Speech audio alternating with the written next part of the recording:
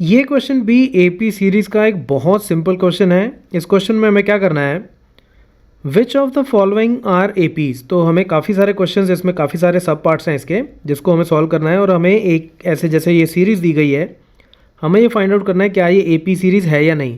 तो मैं इसका थर्ड पार्ट पहले पिक कर रहा हूँ, क्योंकि मुझे पता है कि ये एपी सीरीज़ है। तो समझाने के पॉइंट ऑफ व्यू से तो पहले मैं ऐसा क्वेश्चन उठा रहा हूँ जो एपी है, फिर मैं एक ऐसी एग्जाम्पल लूँगा जो एपी सीरीज़ नहीं होगी। ठीक है। If they form an AP, अगर ये एपी सीरीज़ है, फाइंड द कॉमन डिफरेंस। तो कॉमन डिफरेंस डी जो है उसको फाइंड आउट करके हमें लिखना है, और राइट 3 मोर टर्म्स। तो इसके बाद 3 टर्म्स और कौन सी होंगी वो लिखनी है। देखो ये सीरीज़ एपी सीरीज़ कब होगी, जब इसमें से मैं इसको माइनस करूँ और इसमें से इसको माइनस करूँ और इसमें से इसको माइनस करूँ, तो जो डिफरेंस आए वो हमेशा इक्वल आए।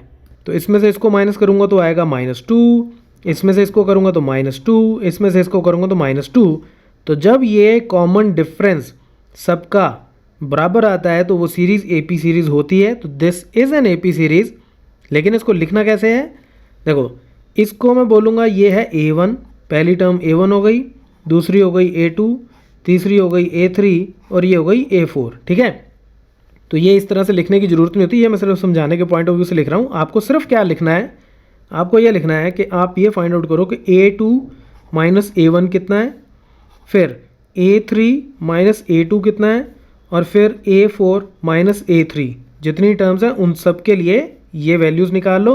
A2 माइनस A1 यानी कि सेकेंड टर्म में से फर्स्ट टर्म माइनस की, तो ये हो जाएगा -3.2 minus -1.2 which is equal to -2। ये कितना हो जाएगा, थर्ड टर्म में से सेकेंड टर्म माइनस करो तो ये हो जाएगा -5.2 माइनस -3.2, और ये भी हो गया -2।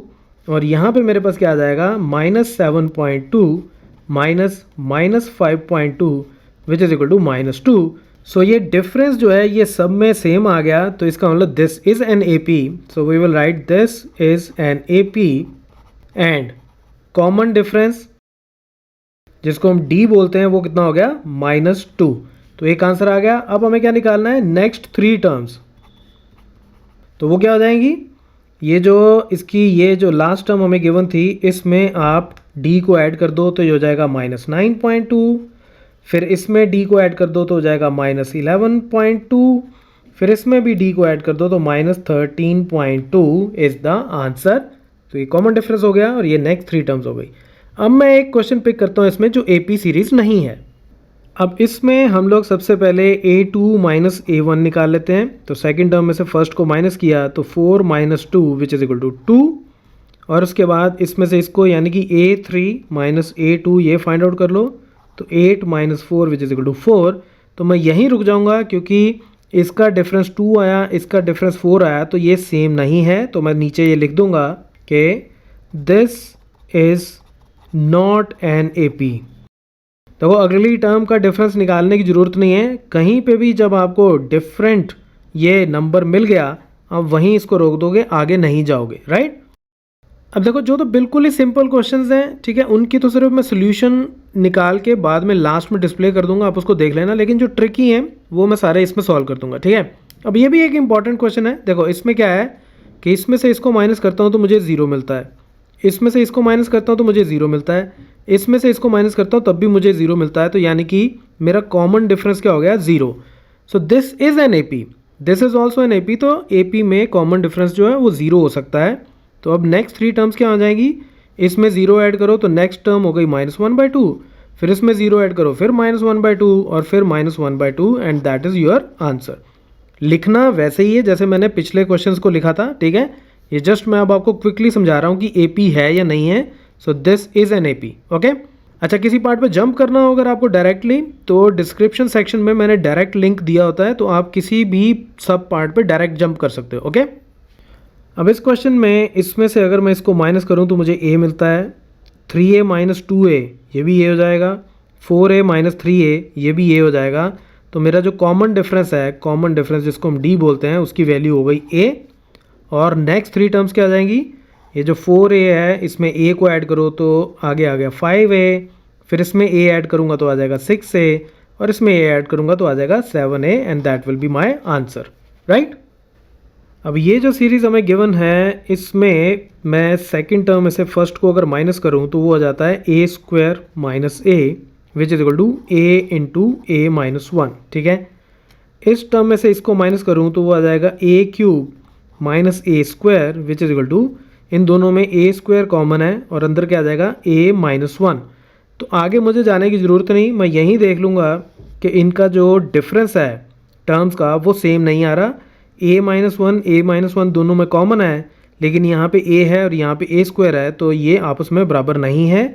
सो it is not an A P, तो it is not an A P. Okay, अब हम ये वाला क्वेश्चन सॉल्व करते हैं। देखो इसमें स्क्वायर रूट टू को तो चलो मैं ऐसे लिख देता हूँ स्क्वायर रूट टू, और इसमें से देखते हैं कि स्क्वायर रूट से हम क्या चीज़ बाहर लगा सकते हैं। ठीक है, तो 8 को मैं लिख सकता हूँ 2 इंटू टू इंटू टू, तो इसका अगर मैं स्क्वायर रूट लूँगा तो वो क्या बन जाएगा 2 स्क्वायर रूट टू, तो यानी कि ये बन जाएगा 2 स्क्वायर रूट टू। ठीक है, स्क्वायर रूट 18 को मैं लिख सकता हूँ 3 इंटू टू, इसका स्क्वायर रूट, तो इसमें से 3 बाहर आ जाएगा और अंदर बच जाएगा स्क्वायर रूट 2, तो ये जो है ये हो जाएगा 3 स्क्वायर रूट 2।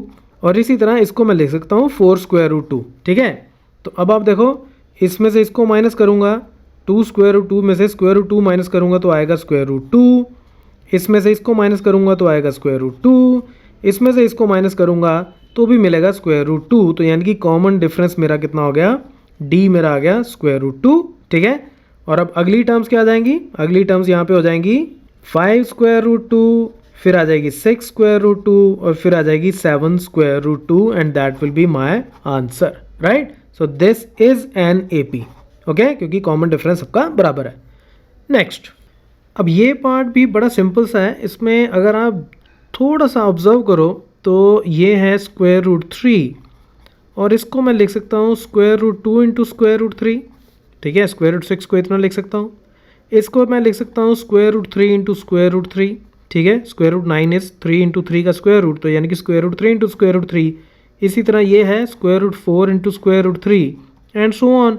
तो बेसिकली पहली टर्म स्क्वायर रूट 3 है, फिर उसके साथ स्क्वायर रूट 2 आ गया, फिर स्क्वायर रूट 3 आ गया, फिर स्क्वायर रूट 4 आ गया, एंड सो ऑन। ठीक है, अब हमें ये फाइंड आउट करना क्या ये ए पी सीरीज़ है। देखो ए पी सीरीज़ होने के लिए सबसे पहले तो मैं A2 माइनस A1 ये फाइंड आउट करता हूँ, तो वो हो जाएगा square root 2 into square root 3 minus square root 3।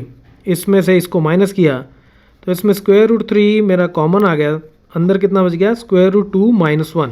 और मैं एक काम करता हूँ, इसकी मैं अप्रॉक्सीमेट वैल्यू ले लेता हूँ। ठीक है, तो इसकी मैं अप्रॉक्सीमेट वैल्यू ले लेता हूँ, वो है स्क्वायर रूट 3 इंटू 1.414 माइनस 1।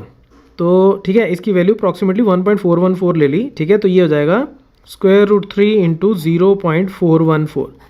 ठीक है, देखो मुझे विजुलाइज करते ही पता चल रहा है कि ये एपी सीरीज़ नहीं होगी, इसलिए मैंने इसकी अप्रॉक्सीमेट वैल्यू ले ली है। अब इसमें से इसको माइनस कर देते हैं, तो A3 माइनस A2 ये कितना हो जाएगा square root 3 minus square root 2 into square root 3, यानी कि स्क्वायर रूट 9 में से इसको माइनस किया है, पहले इसमें से इसको माइनस किया था। ठीक है, तो इसमें स्क्वायर रूट 3 कॉमन है और अंदर आ जाएगा square root 3 minus square root 2। अब इन दोनों की अगर मैं अप्रॉक्सीमेट वैल्यू ले लूँ तो ये है 1.732 माइनस ये है 1.414, तो ये कितना आ जाएगा, ये हो जाएगा स्क्वायर रूट 3 इंटू 0.318।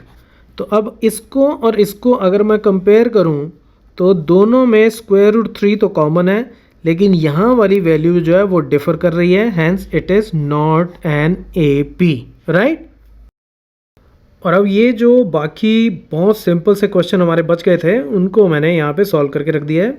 वैसे मैं रिकमेंड करूँगा कि ये सारे आप खुद ट्राई करके देखना। Right, so that's it from this tutorial, keep watching मैथमाफिया।